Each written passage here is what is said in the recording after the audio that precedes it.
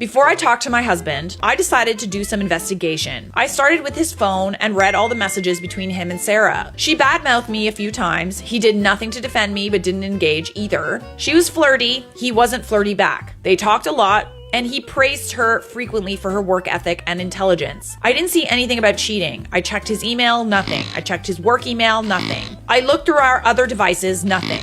I searched high and low for a second phone, nothing. Everything I found was always dancing that line. Nothing was outright cheating, but here are the things I did find that hurt my feelings. He has lunch with her and only her every day in the office. They don't really like anyone else, so they criticize others and say, let's talk more at lunch. They're serving XYZ today. He'd say things like, I'm sure if you were a wife, you would do XYZ. He always kept it as a wife and not my wife, but it still upsets me. She admitted to breaking the mug on purpose. He didn't get upset with her, just said, yeah, the photo gifts are kind of corny. I confronted him. I laid it all out, and while he wasn't getting upset, he did try to brush things off. He said I was being sensitive and overreacting. I told him if we didn't have a real conversation about this, I would file for divorce. That got his attention, and he sat down with me. He admitted that at first he found it odd that Sarah was trying so hard. Okay, so he does know. He saw her trying hard with all the men in the office. The more attention she gave him, the more he enjoyed it. The more he responded, the more attention she gave, until she had her sights on him. He knew some of the other men were envious, and he liked that too. He admitted that eventually he just got too deep.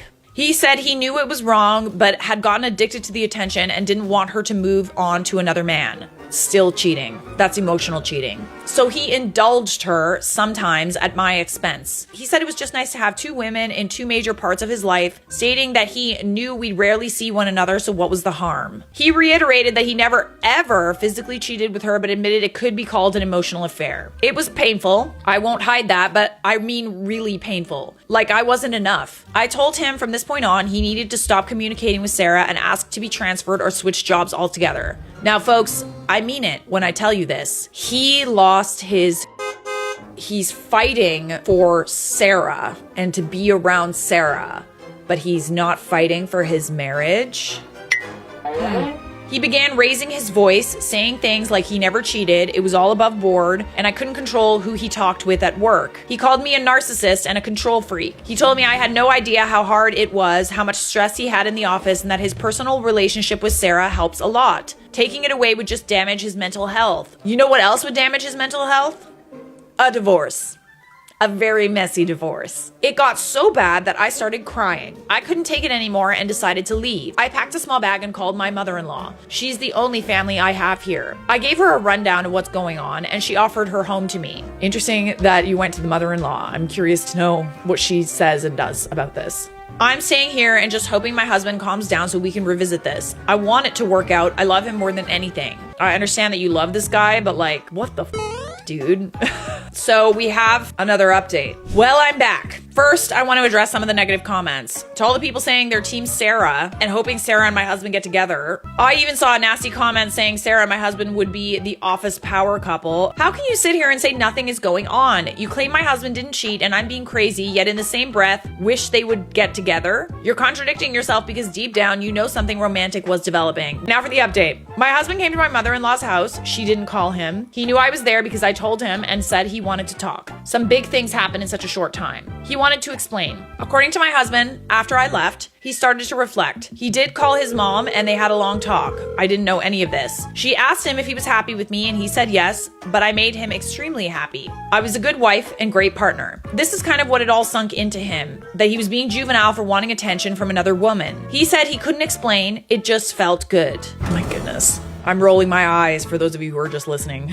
He assured me he never wanted to sleep with her and never advanced things that way. It was just nice having someone who was fawning over him like a fan. For those of you who said he didn't know what an emotional affair was and was just agreeing with me, you were right. He admitted that he didn't really understand what an emotional affair was, but after looking it up, he agreed that's what it was, though unintentional. He said he didn't want to lose his friend, so he just went along with a lot of what she did. He admitted that he was deep into a fog, but me leaving and this conversation with his mom was the one thing that brought him out of it. He said he didn't want to fight. My husband is big on giving me space, so when I left, he didn't chase after me because he thought it would be best for us to just cool down down and think about this and hopefully come back and discuss it more rationally. He did reach out to Sarah. Though they didn't meet in person, they had a phone call. He told her they couldn't remain as close, that their office texts and calls needed to stop, that he would get a replacement mug she wasn't to touch, and that they needed to cut back on their lunges. He wanted to handle this before talking to me to show he was serious. Sarah didn't take it well. She started berating me, saying I was forcing him to do this. My husband stopped her and said no, he was doing this because his marriage was important. He admitted to letting things go too far, but clarified he had no romantic interest in her. He told her if she had feelings for him, she needed to distance herself immediately. I'm not gonna lie,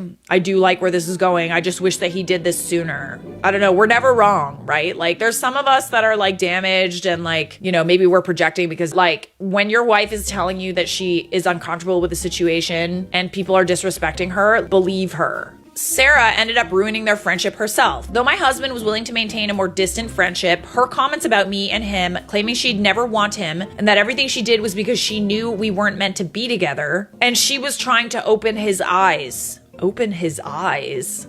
To date somebody else who didn't want him? No. Her ego is hurt. She did want him. Nobody spends that much time with another person if they're not interested, you know? He said he couldn't believe he'd never seen how vindictive and awful she was. She was almost venomous. It didn't end well. After handling that situation, he came to see me, wanting to ensure I knew he understood and was taking the proper steps. He said we could do whatever I needed. I know some of you will say I'm wrong, that divorce is the only option because he had an emotional affair. I'm sorry to disappoint, but I'm not divorcing my husband.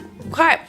At the very least, therapy, counseling is definitely needed. I wish that he had done all of those things sooner and not when just he was afraid of losing you. But he did do them, so that's a good step. And hopefully in the future, he will be better. I would log that away, you know what I mean? Like, just keep it in your psyche and pay attention to little things and trust your instincts because you were right. I told him we needed counseling for both of us. Yes, going through all his devices, emails and texts might have been extreme. He agreed it felt like a breach of privacy, but understood given the circumstances. I told him we both needed to work on things.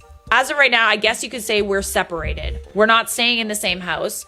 We're going to attend counseling. I don't want to just jump back into things with him. I don't want it to seem like it was okay to make me feel like I was the second option, to ignore all those red flags and to brush me off. This has to be worked on. I'm leaving his mother's house and staying with a friend. Okay, I'm really proud of you. I feel like this is good.